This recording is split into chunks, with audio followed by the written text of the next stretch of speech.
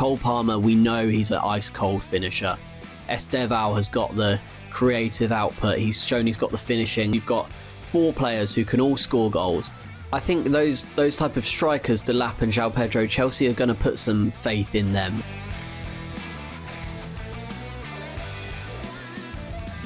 Hello and welcome back to this week's episode of the Chelsea Files here on the Chelsea Sunsport YouTube channel, the show where we bring you the story behind the stories at Stamford Bridge. This one coming during a very successful international break for Chelsea. I'm a Chelsea reporter at the Sun, Lloyd Canfield, and let's get into the 3 best stories from the Chelsea Files this week. The first thing we need to discuss has to be the amount of success Chelsea's young players have had during this international break. The one who takes the headlines, obviously, is Estevao.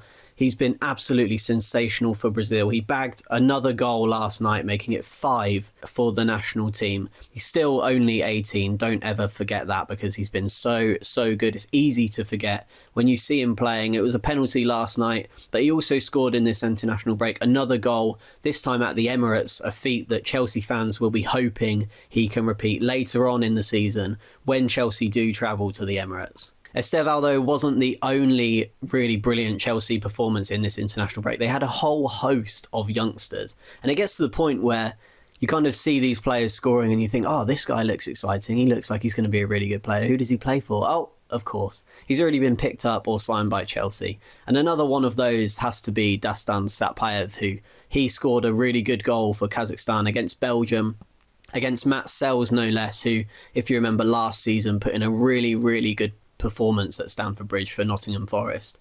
Of course, Chelsea this season dismantled Forest fairly easily with a 3-goal win at the City Ground. Sells was in goal again, but there's no doubting he's a quality goalkeeper, and Satpayev scored a really good goal. He's 17, playing for Kazakhstan. Obviously, the amount of firepower that team has compared to what he will have around him when he's playing at Chelsea is a massive difference in quality. Satpayev on numerous occasions has been compared to Aguero. He's very short but slight. He moves quickly, a good dribbler, really sharp finisher. He's shown that for anyone who has watched his highlights in the Kazakhstan league. Very few, I assume. But also he's been playing really well in the Champions League for Almaty. Obviously they're not expected to do big things in the Champions League, but when you watch him you can tell he's a really exciting prospect, and he's going to be a good one for Chelsea in the future as well. And then 2 more players actually scored hat-tricks, and they're on the books at Chelsea. Both of them for England. One for England under 17s and one for England under 19s. And those players are Jesse Derry and Matis Eboué. Jesse Derry was signed from Crystal Palace in the summer to play for Chelsea's under 21s and has been on fire since joining. I went to watch him earlier in the season against Manchester City, and you could tell that he's a really exciting player. He looks like a player who's destined to play in the Premier League, almost of the same mould of a Todd Cantwell or a Jack Grealish. Similar kind of style, but really exciting player. He's actually the son of former QPR midfielder Sean Derry, although they couldn't be more different in their playing style. Jesse, very exciting. He bagged a hat-trick for England, like I said. And the other Chelsea player to keep an eye on, who actually also scored a hat-trick for England in the international break, was another son of another former Premier League player, this time an Arsenal player, believe it or not. And it's Emmanuel Eboué's son, Matis Eboué. Really exciting winger. He's already been compared earlier in his career to Jamal Musiala, in the sense that Chelsea can't afford to make the same mistake that they did with Musiala in letting such a talented kind of hybrid wing attacking midfielder go from their academy. The second story in the Chelsea Files this week is another one that I went digging to find, and it was actually about Enzo Fernandez and his role in the signing of Moises Caicedo by Chelsea. Now, Enzo Fernandez, it's easy to forget, he was one of the first players brought in this massive Chelsea project rebuild. He joined when Chelsea weren't such an exciting project as what they are now. He showed a lot of faith when he signed that really long-term contract. Obviously, there's a lot of money in that deal as well, but he's been there pretty much from the start of the Boli Egbali era, and he's opened up in an interview this week. He very rarely does interviews since the racism row that he was caught in 2024, I believe that was, with the Argentine team and the French team. He was caught up in the middle of that, a key part of that, I suppose. And Enzo Fernandez did an interview with Cora Break, and he said when he first found out that Chelsea wanted him, obviously he was asked to call Moises Caicedo because they're both South American. He said the club asked me on their behalf to try to talk to Moises so that he could come and join Chelsea.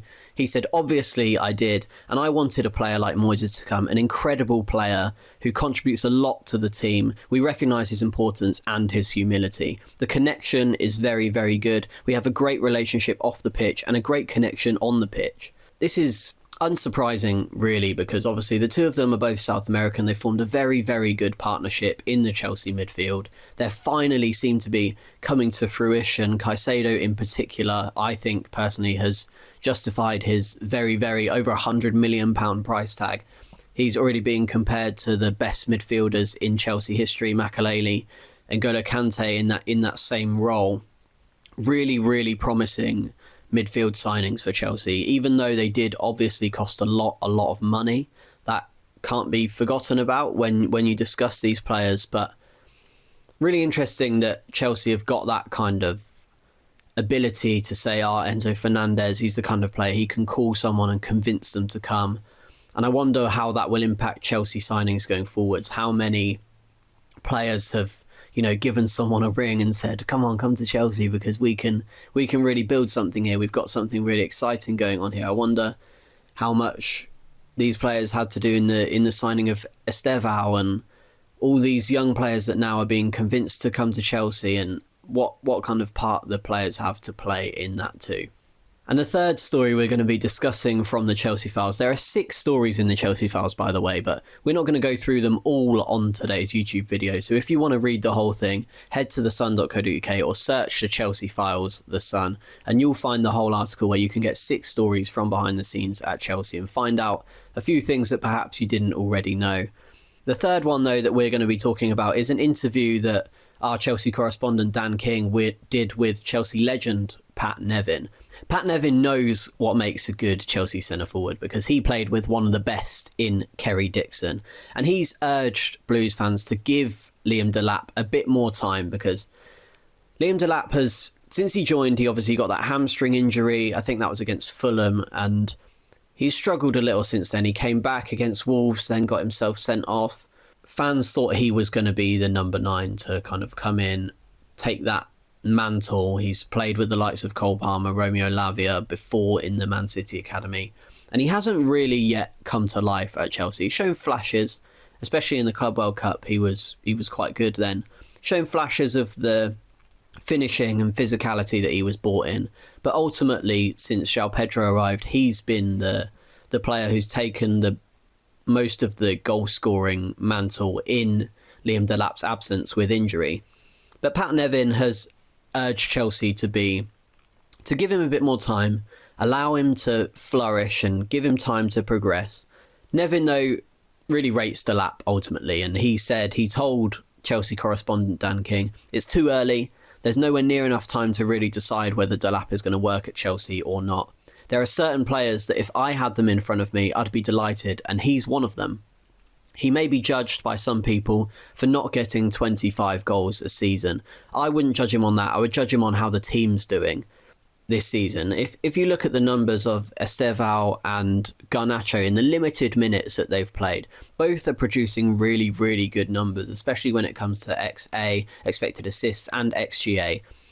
They've both been really, really good, and we know that when Cole Palmer is back fit, in that number 10 position, he is a goal scorer. He's someone who will get you the goals when you need them.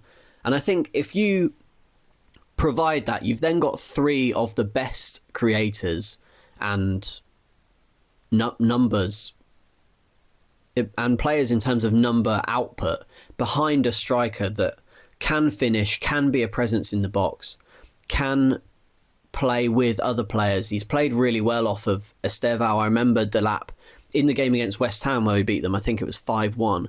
Delap intertwined really well with Estevao, and then I think it was Enzo Fernandez who got the final touch from Estevao's cross. But I think those type of strikers, Delap and João Pedro, Chelsea are going to put some faith in them. They were signed obviously on long-term contracts, and if you've got the three players behind them performing at the level they are at the moment, they could prove to be a really lethal attack, because you've got four players who can all score goals. Garnacho's been a really good creator for Chelsea so far and working really, really hard as well. Cole Palmer, we know he's an ice-cold finisher. Estevao has got the creative output. He's shown he's got the finishing. Look at that game for Brazil at the Emirates. A brilliant, brilliant finish. He's shown that he can do it for Palmeiras before he even joined Chelsea in the Club World Cup. And I'm inclined to agree with Pat Nevin with this interview that Dan King's done. Don't forget, you can read the whole thing in the Chelsea Files. That will be linked below. That, though, is all we've got time for on the Chelsea Files this week. We are working on coming up with some really exciting new concepts, so make sure you like and subscribe for more videos from myself, from Dan King and from Jack Rosser here on the Chelsea Sunsport YouTube channel. Don't forget to check out the Chelsea Exposed episode from earlier this week in the international break, where we built an all-time Chelsea draft with Alex Harris from CFC Fan TV and Tom Sheen. That's all we got time for today. Thank you very much for watching, and goodbye.